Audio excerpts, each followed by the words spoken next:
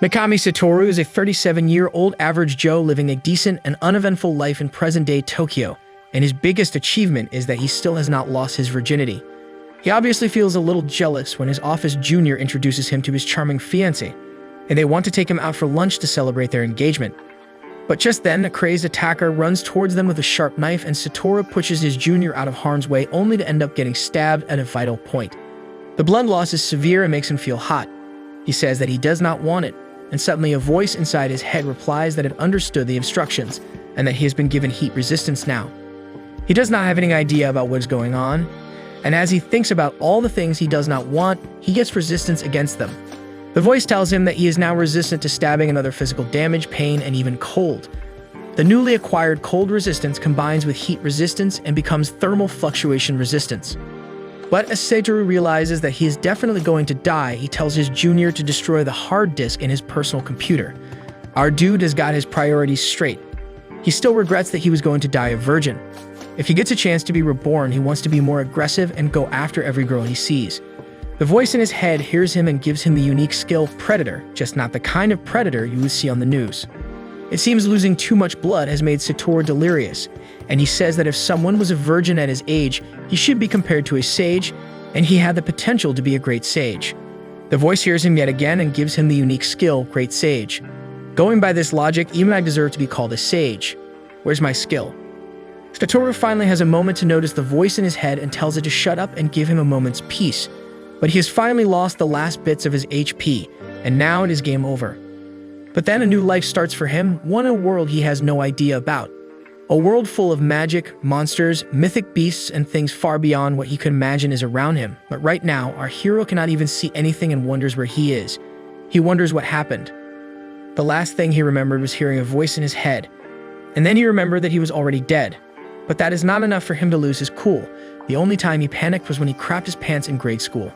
I had a friend who did the same thing, but in high school, and he did not return to school after that day.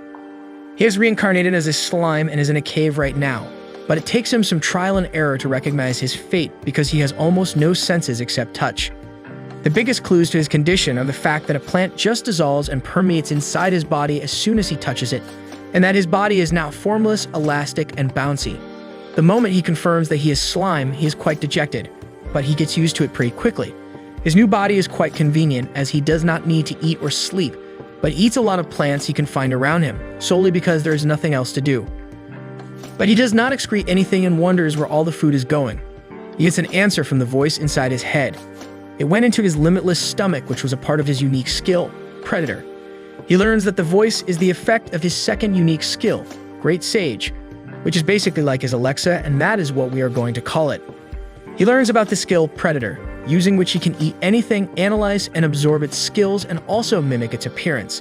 He tests it out on the plants he just ate and learns that they were called the hippocute herb, which grows only in areas rich in magicules and was used as an ingredient in healing potions. Our hero asks the Great Sage, or Alexa, to explain magicules to him like he is 5, and she tells him that they were the magic particles that were the building blocks of all life. He arrives at the conclusion that he can store medicine potions inside his body, which Alexa affirms. So he decides to eat every last plant in the cave and store it to use later.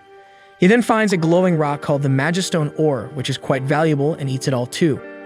In his eating spree, he loses balance and falls into a lake, only to find that slime can't float. But thankfully, the lake is not that deep, or he might have imploded.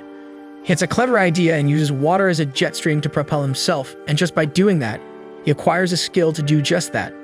He loses control and launches himself straight towards an invisible barrier. He feels the impact, but no pain, and Alexa informs him that he has pain nullification ability, but will still get damaged from impacts. But then someone calls him Little One in a deep voice and asks him if he can hear him. The slime can somehow hear him, but he can't reply because he has no mouth. Even as the stranger asks him to say something, he cannot reply and insults him inside his mind, only to find out that the stranger could hear his thoughts. This dangerous-seeming stranger is furious and roars loudly, shaking the entire cave. But his rage turns into amusement when he realizes that the little slime could not see him. The stranger tells our hero that he will give him his sight, but there are 2 conditions for that. First, he should not fear him when he sees him, and second, he will come to talk with him frequently. He only needs that because he has been sealed here for 300 years and has gotten incredibly bored alone. Well, the slime accepts his deal and the stranger tells him about magic sense. a skill he could use to detect magicules in the air. He gives it a try and can easily sense the magic, giving him the gift of vision. Alexa tells him that he has acquired the extra skill Magic Sense and explains that extra skills are much more powerful and efficient than normal skills. Now our hero can see the wonderful world around him, and he goes to check himself out in the lake to find that he really is slime. He goes back to see the stranger, and it seems that he's going to break the first condition of their deal right away. He is terrified as he sees a majestic dragon in front of him, who formally introduces himself as the storm dragon Veldora, one of the only 4 true dragons in this world. Veldora is curious about how a slime could have self-awareness and the ability to think. Was it a unique being with extraordinary abilities? Our hero tells the dragon his story of being reincarnated as slime. Vel tells him that it is unusual for anyone to be reincarnated into this world, as human souls are not strong enough to bear the stress of transportation. But it did not mean that people from another universe did not come here. They came here along with their bodies as otherworlders and gained special abilities when they reached here. Our hero is glad to learn that he might find some compatriots here, and he thinks he should go and find them. But since this makes Vel upset, the slime decides to accompany him for a little while longer. The dragon then excitedly recites his story. 300 years ago, he burned down a city by mistake, and a human hero blessed with divine power came and defeated him. Even though Vel underestimated the hero initially, she was powerful enough to defeat him, even when he was serious, and then she used a powerful binding skill called unlimited imprisonment to capture him here. The hero was a summon, which was different from regular otherworlders. It took 30 powerful mages to perform a ritual over many days to summon a warrior from another world who gained extreme power, and a curse was carved into the souls of the summons so that they could not go against their summoner. Our hero thinks that this is quite cruel, and learns that this world follows the principle of survival of the fittest. But then he thinks about how alone and bored he was just because he had not had a girlfriend for 37 years, and Vel was alone for 300 years. His boredom and loneliness were unimaginable. And so our kind-hearted hero says that they should become friends, and the dragon turns out to be its son deer. He first roars, saying how a mere slime can try to be friends with him, but then he blushes while saying that if he insists so much, it could be considered. Luckily, our hero has understood his nature. He tells Vel that he insists on being friends with him. They shake hands and become friends, even though it is embarrassing for them to talk about it at their age. Now that they are friends, our hero feels even worse about the dragon's imprisonment, and the latter is touched. He says that he has only 100 years worth of magic left before his power runs out and he dies, and he will be grateful if the slime can help him find a way out. Our hero does not have a solid plan, so he plays it by ear and tries to devour the unlimited imprisonment using Predator, but fails. Alexa starts to check for possibilities and arrives at the conclusion that if the prison could be analyzed from both inside and outside, they may have a chance to break it. Vel can't analyze it from the inside because his skills are sealed too, but he can still give the data to the slime. But that is going to take a long time, and our hero has plans to find more otherworlders. So he gives Vel a suggestion. He says he wants him to get inside his stomach. He is already taking their bromance to new heights. His plan is to use his skill as a predator to analyze the prison from the outside, while Veldora tries to break it from the inside. And since he will be in his stomach, he will not disappear even if the prison cannot be broken. Vel is quite trusting, and he thinks that this way to break the prison with a friend sounds more fun than waiting for things to happen. But before they can get to that, he wants to give his slime friend a name which will grant him divine protection. And he wants to get a name from him in return too, as that will be like a family name engraved on their souls to prove they are equals. Vel wants a cool last name, and since he is the Storm Dragon, our hero names him Tempest, which he feels is a fantastic last name and gladly accepts it. And then he names the slime Rimuru. They are now Rimuru Tempest and Veldora Tempest, friends and equals. As soon as our hero gets his new name, he undergoes a transformation. Even though nothing physically changed, he felt like something deep inside his soul changed. Now that he has a name, he starts the plan to free Vel from his unlimited imprisonment. He stretches and gobbles up the entire prison and gives Alexa the task of analyzing it. The disappearance of the catastrophe-class monster Veldora shakes the world. He was imprisoned in the Great Forest of Jura, which houses several countries, and Rimuru does not yet know of the chaos that is spreading there due to the sudden disappearance of his friend. Now Rimuru wanders around the cave trying to find an exit while eating all the ores and plants and storing them in his belly. He plays around with water a bit and gains the skills to swim and use it as a blade. And now the 3 water-related skills he has combined to become an extra skill, water manipulation. In this way, he gains many more skills. Like a wise man has said, fool around and find out. A few days later, he finds the first living creature in this cave aside from Vel. It is a monster called the Black Serpent, and even though Rimuru is scared initially, one hit of the water blade is enough to kill the snake. After that, he eats and analyzes it to gain its skills and the ability to mimic the snake. Even though eating a monster felt disgusting, Rimuru decided to hunt more of them to gather some useful skills. He fights an armored lizard, an evil centipede, and a black spider, and from the last one he gets the ability to use sticky threads and steel threads, which he uses to imitate Spider-Man and move around the cave with ease. Then he hunts a giant bat and gets the skill to use ultrasonic waves, which also gives him the ability to speak. And after many weeks of wandering the cave, Rimuru finally comes to a giant wooden door that is the exit. It suddenly opens, and he wonders if this is an automatic door, but that is not true. There are 3 adventurers here to scout the cave. Rimuru hides behind a rock and learns that they were here to investigate the increased activity of monsters after Vel's disappearance. He can understand them because of his magic sense and can even talk with them. But he gives up on communicating with them, fearing that they might turn violent. The party of the 3 adventurers turns invisible thanks to the scout's stealth skill, and as they go inside the cave, Rimuru leaves. Outside, he sees the open sky after weeks and wanders in the forest while thinking about Vel. He wants to gather many interesting stories to tell him when he gets back, and the beginning of a story arrives immediately. A group of goblins appear before him. They are armed and willing to fight, but more than that, they are scared. They call Rimuru the Strong One, and when he realizes that, he greets them, not realizing that his voice is too loud until all the goblins are on their knees. They say that they know his power and implore him to turn the volume down. Rimuru asks them why they were here, and their leader replies that they came here because they sense a powerful monster, and Rimuru does not understand they were talking about him until they clearly explain things. But now that they have witnessed his strength, they ask him for a favor. They lead him to a shoddy hut in the goblin village, and the frail and weak elder of the village and his son greet Rimuru. They treated Vel as their god since he kept the monsters and other dangers away, but he suddenly disappeared a month ago, and now monsters have begun to attack them. They had no way to fight back, and that is what they want Rimuru to help them with. They are certain that he is not just a mere slime. It was not possible for anyone to believe it after seeing his aura. It is the first time Rimuru has heard about his aura, so he looks at himself using his magic sense. A really intimidating aura is emanating from him, which is intense enough to make him sweat. Now he understands why the goblins were so afraid, but he acts as if he knew it all along and was waiting for them to find him. He sucks his aura in and tells the village chief that he has potential, but that is just lip service. The chief tells him about the direwolves who attacked their village and about the group of brave goblins who fought against them.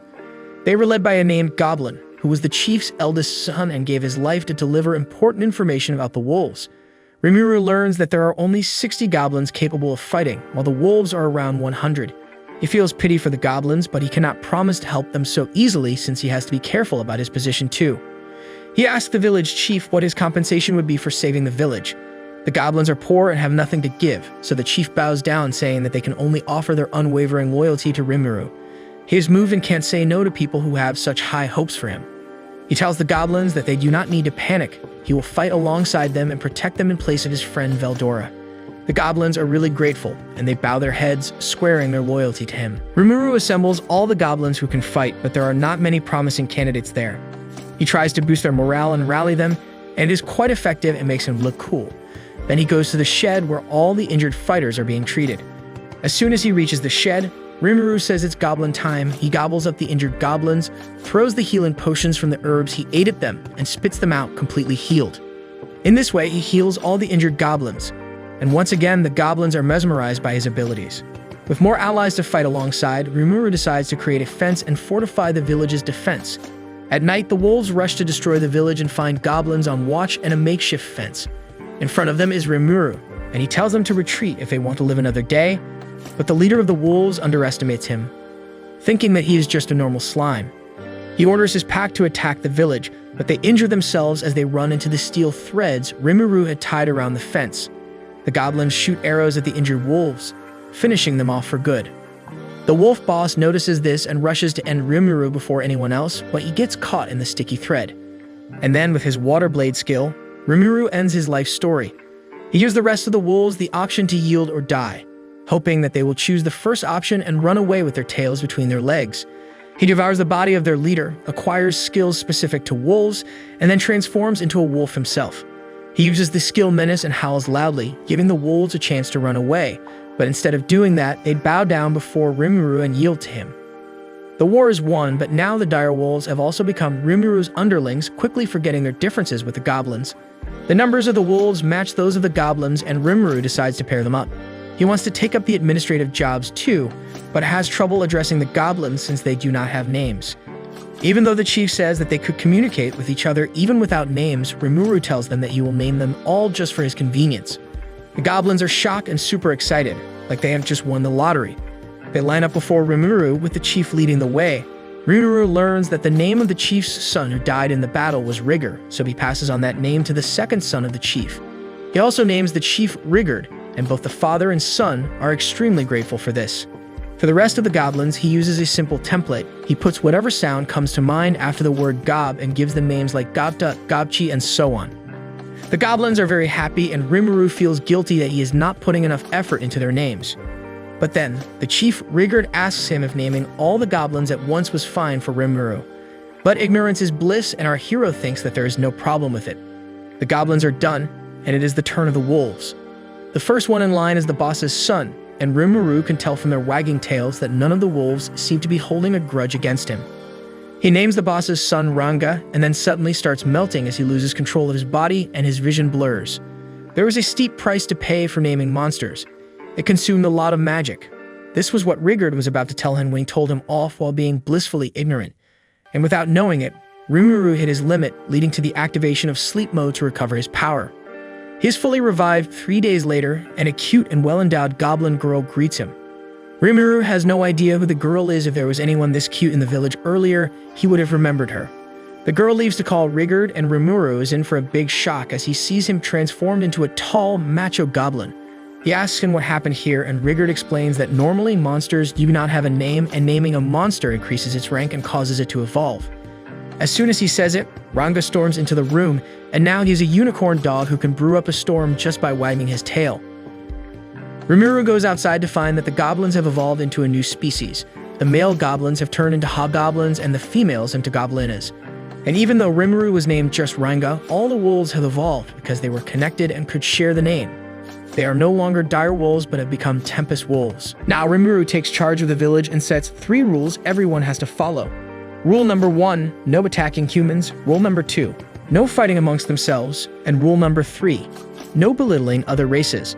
The first rule was especially important because humans live in huge groups, and harming them could invite fierce retaliation that not even the powerful slime could handle.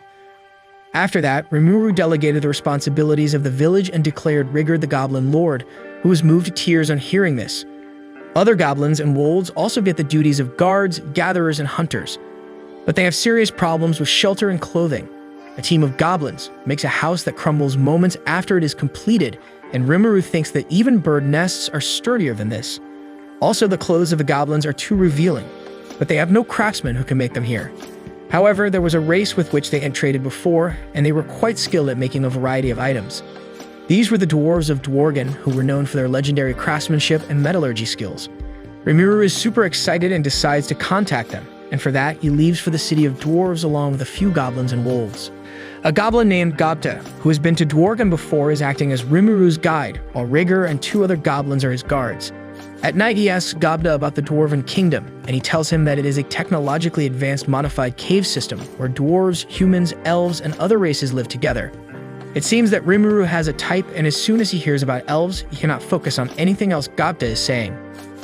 Dwarven was a city with free trade, and even monsters could enter it. The king had absolutely banned fighting inside the gates, and a strong military force could ensure that law and order were maintained. The journey takes only 3 days on Wolfback, and as they reach the gate of Dworgen, Rimuru is only thinking about the beautiful elves instead of dwarf artisans. Well, men will be men. He decides to go to the city with only Gobta as his companion and joins the long crew. 2 human thugs come looking for trouble, and they plan to bully what they think is a team of a weak goblin and a slime.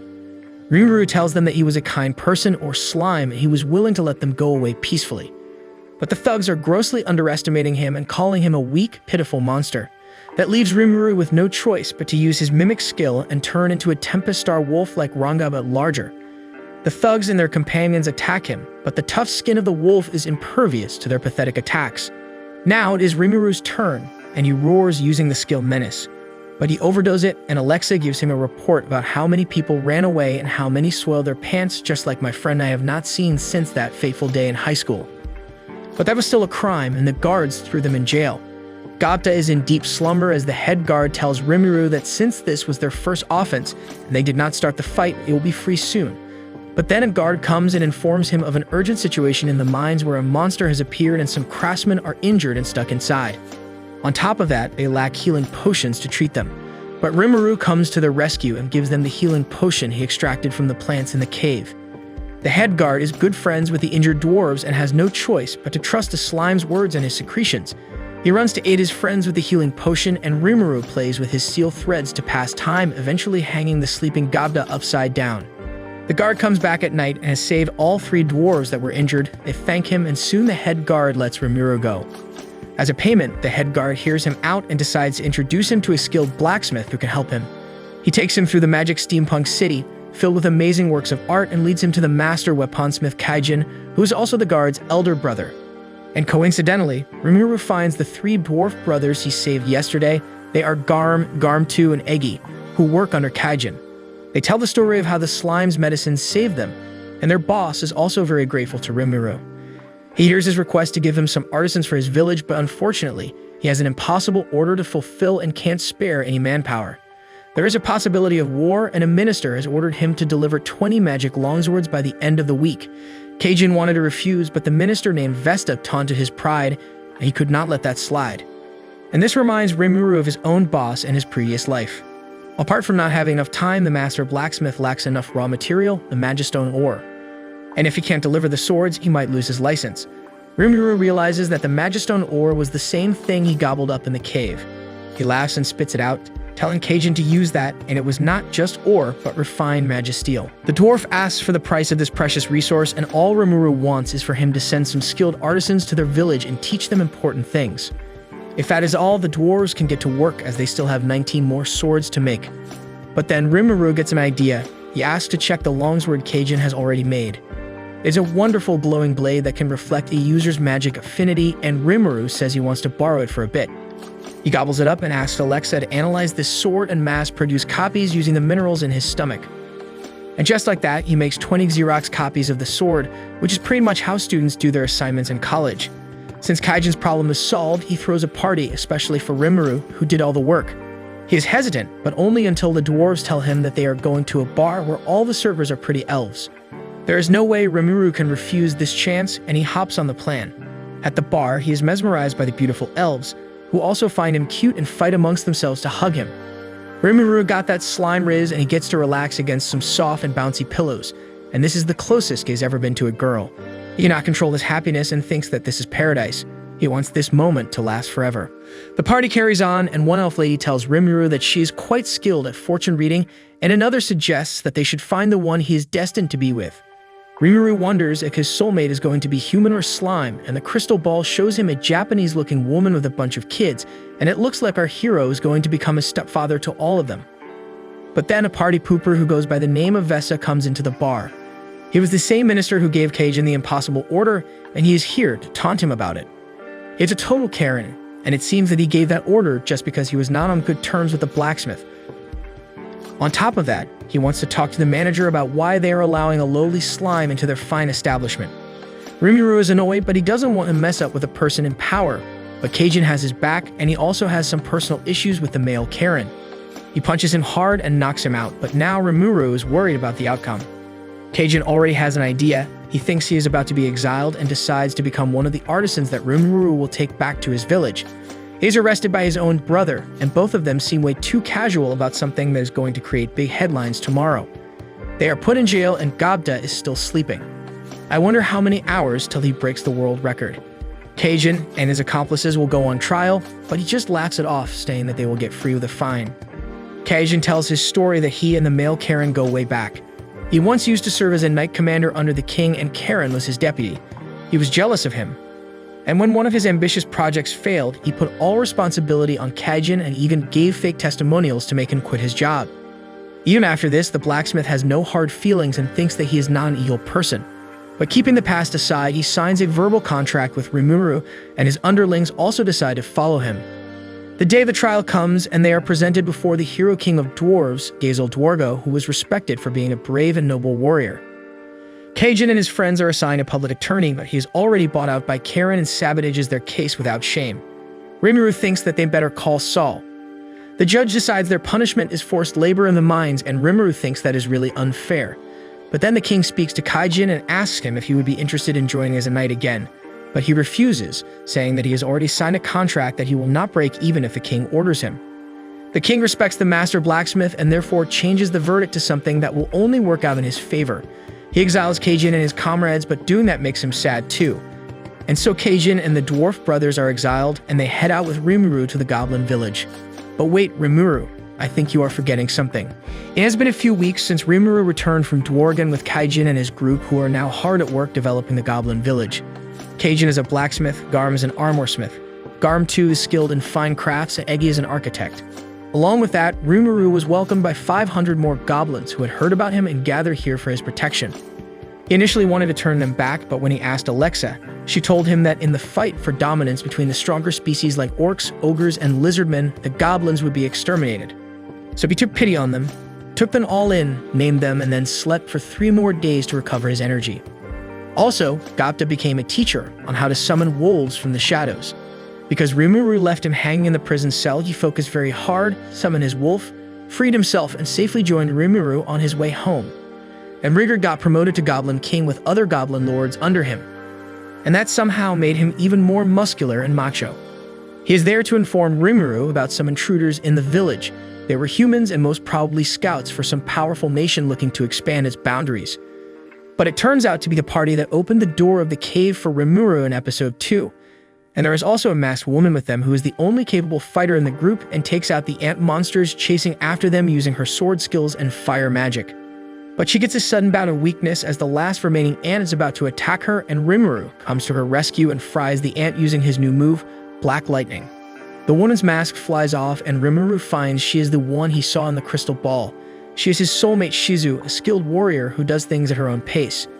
Even though the adventurers are initially taken aback by a talking slime, they go to his village where they enjoy Rigard's hospitality. But as he introduces the slime as the master of the goblins, shocking the adventurers, Rimuru takes this chance to crack a joke that only Shizu gets because it is a reference from the real world. They thank him and introduce themselves. The average-looking guy, let's call him Joe, is the warrior and the party leader. The blonde girl, Erin, is the wizard. And the third person looks really lazy, so we will call him Sloth. Joe tells Rimuru about the nearby kingdom of Bloomin, which was anxious because Veldora disappeared, so their guildmaster sent them here to investigate the great forest of Jura. He overshares quite a bit, but Rimuru is grateful for that information, and he also learns that neither the guild nor the kingdom should have any problem with them developing their own territory. It is nice to have guests, so Rimuru tells them to stay the night. In the evening, he finds Shizu alone and thinks that it is the perfect chance to ask her out on a date. They start talking, and he finds out that she is really from Japan and was summoned here during World War II when she was escaping with her mother from the air bombings. Rimuru says, "That's sad. Alexa, play Despacito." No, he really does not. He tells Alexa that he wants to do something to cheer her up. He uses thought communication and shows her how Japan has developed since the Second World War. She is really happy, but then she gets another stroke and puts her mask back on. Before Rimuru can ask anything, Kaijin comes to take him for some important consultation and teases him all the way. The next morning, Rimuru finds Shizu at the same spot as yesterday and asks her if she likes their village and says that she is welcome to stay here as long as she likes. But she really has to go on a journey to find the man who summoned her and ask him some questions. Other than that, she might cause the villagers many difficulties they will have no idea how to deal with. Rimuru and others are waiting to bid them farewell, but the girls take much longer to get ready than the guys. Some things do not change no matter which world you go into, huh? But then Shizu starts behaving strangely as the strokes she suffers get more intense. She groans and writhes in pain, and then her mask cracks, releasing something powerful concealed inside her. A pillar of fire creates smoke clouds that cover the entire sky, and Shizu starts levitating like she's being possessed by a ghost, and then she explodes and strong flames surround her. Only now do the adventurers realize that her real name is Shizu Aizawa, a hero famous as the Conqueror of Flames. She was ever peak 50 years ago and was supposed to be retired. So our hero fell for a grandmother, but jokes aside, it appears as if she can no longer control her flames, so Rimuru tells Rigard and Rigger to evacuate the villagers. He also orders Ranga to be on standby as they are going to fight soon. As her mask finally falls, Shizu loses the last bit of sanity she was holding on to and transforms into Ifrit, the greater fire spirit that was actually the source of her power. The adventurers think that this is their end, and they have good reason to believe that. Ifrit summons 3 flying salamanders, and they burn down the village that Rimuru and his friends had just built. He tells the adventurers to run away too, but they stand proud in front of danger, willing to put their lives on the line to save their friend and the legendary hero Shizu from the spirit possessing her. Before the fighting begins, Rimuru asks Ifrit what he wants, but he is the type to talk with his fists and attacks him. He tries to counterattack, but his water blade evaporates even before it touches him. The adventurers are holding their own against 1 salamander, and Rimuru summons Ranga as he tries to dodge the remaining 2 and take them down. His water blade is useless, and using larger amounts of water could cause a huge steam explosion that would destroy the surrounding areas along with his enemies, so that is out of consideration. But he notices that Aaron's icicle lance is damaging the salamanders, and Alexa tells him that magic attacks are effective against spirits. Rimuru has an idea, and he asks Aaron to shoot an icicle at him. She is hesitant but does as he says, and then Rimuru devours the icicle, analyzes it, and gains the ability to use it. He goes 1 step ahead and evolves the attack into an icicle shotgun, taking the 2 salamanders down in one powerful move. The remaining salamander decides to become a suicide bomber and blows himself up in front of the adventurers, and Joe somehow blocks that attack from harming his friends. But now they are all out of commission, and Rimuru orders Ranga to take them to safety. Now that Rimuru is alone with Ifrit, he can fight without holding back. The fire spirit starts off by summoning flame clones and creating a lava field around Rimuru to melt him. He gets rid of the clones using an icicle shotgun, but he is already standing in Ifrit's trap, who uses the attack flare circle. That is a powerful attack, and Rimuru panics, thinking that his short and wonderful life as a slime is going to end soon. But he is not getting any damage, and he asks Alexa what's happening. She tells him that he has temperature fluctuation resistance, so all fire attacks are automatically nullified. Well, the tables have turned now, and Rimuru traps Ifrit using his steel threads that are magically fireproof. He taunts the fire spirit, saying that he underestimated him and that all his attacks are useless against him. He decides to end the battle for good using his unique skill, Predator, and swallows him whole, effectively separating him from Shizu. And inside Rimuru's belly, Ifrit is terrified to meet Vel, who wants to be his next opponent. Shizu has become too weak after what happened earlier, and now Rimuru is by her side as she is resting. She thanks him for saving her and for stopping her from harming people she loved, and so she wants to tell him her story so that people can remember how she lived. She starts from the day when her village was on fire and she was running away with her mother, when the flames suddenly surrounded her and she found herself in front of the demon lord Leon, a powerful man with a cold and cruel gaze. He thought she was dead and deemed her a failed experiment. But seeing she was still alive despite suffering 3rd-degree burns, he thought she had compatibility with fire, and so he summoned Ifrit and made him possess the girl's body. Leon immediately got to test his new weapon as a foolish birdman dared attack him to become a demon lord himself. On his command, Ifrit took control over Shizu's body and burned the bird till no traces of it remained. Leon was impressed and decided to change her name from Shizu to Shizu, and she became his loyal aide, not that she had much choice in the matter. She also had a friend in the demon lord's residence, a fellow summon like herself, and they found and adopted a golden fox cub. Things were going smoothly until one day her friend decided to take the fox pup into the residence, and he growled at Leon. Thinking of the pup as a threat, Ifrit took control over Shizu, and she turned the pup as well as her friend into ash.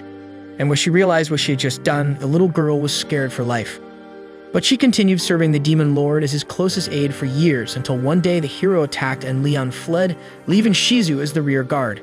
She fought the hero but lost very easily, and even though the hero could kill her easily, she did not do so. Instead, she offered a free therapy session to Shizu and told her that everything was alright now. The emotion she had lost came back to her, and she started crying as the hero decided to adopt her. She also gave Shizu the mask, which was capable of boosting her resistance and even suppressing the spirit of Ifrit inside her. Thanks to the hero, Shizu learned more about this world, and thanks to the mask, she learned to use Ifrit's power to some extent and became a hero herself, while trying to help those in need. But then one day, the hero suddenly disappeared without a trace and just told Shizu that they would definitely meet again someday. To fill the void in her life, Shizu decided to help everyone more, and people started calling her the new hero. But after doing so for decades, she grew old and found it difficult to suppress Ifrit, so she retired and became a school teacher for kids from other worlds in the kingdom of Ingrassia. She enjoyed her time teaching the children and lived a peaceful life, and some of her students graduated and went off on their own. with one of them even becoming a grandmaster, the one who oversees every guild in the country. Seeing that her students were already established and because controlling Ifrit was getting even more difficult, Shizu left her job and started her last journey to find the man who summoned her and ask him some questions, and that journey led her here with some fun adventurers. She asks Rimuru his real name and tells him her real name in exchange. And then she asks him for a favor. She wants him to eat her just like he ate her curse. She dislikes this world, but she cannot hate it enough to curse it. And since she does not want to become a part of this world after her death, she wants Rimuru to consume her and let her rest inside his stomach. He accepts her request and decides to take up the journey she was leaving uncompleted. Shizu tells him that she probably wanted Leon Cromwell, one of the most powerful demon lords, to acknowledge that she was human. And she wanted to know if there was a way to send the kids summoned here back to their worlds. She is losing strength too quickly, and Rimuru swears on both his names that he will ask these questions to Leon, and as she thanks him, Shizu dies and her body turns old and frail. Rimuru uses his unique skill as a predator on his soulmate and devours her, hoping she dreams happy dreams forever inside his stomach. And in fact, Shizu dreams of reuniting with her mother and living happily back in her own world and time. I'm not crying. The onion-cutting ninjas are in my room again. The adventurer party and Rigard come to check up on Shizu, but they are stunned to find someone else there. Rigard and Ranga can easily identify that it was Rimuru, but the adventurers have a hard time believing that the crying blue-haired person who looked exactly like Shizu is the friendly slime. Well, Rimuru tells them the entire story of how Shizu died and asked him to eat her, so he mimicked her form. They are sad, but as Rimuru tells them that Shizu thought of them as too reckless and danger-prone, they start quarreling with each other, and the air of sadness dissipates. The party decides to leave to report what they found in the forest, and they promise to say great things about this place and the slime who ruled over it. But before going, they want Rimuru to turn into his human form again so that they can thank Shizu through him. Also, Rimuru notices that their gear is too shoddy, so he decides to give them a farewell gift. The adventurers are overjoyed to receive armor that is way more expensive than what they can afford, and they are even happier when they find that the artisans behind them were the world-famous three dwarf brothers and the legendary blacksmith Kajin. With that, they depart for their guild, and Rimuru pays his final respects to his soulmate. He has promised her that he will find Leon and make him answer those questions, and he is a man of his words. But before doing anything, he needs to find out more about this world and the hierarchy of power here, all while developing his village and growing stronger.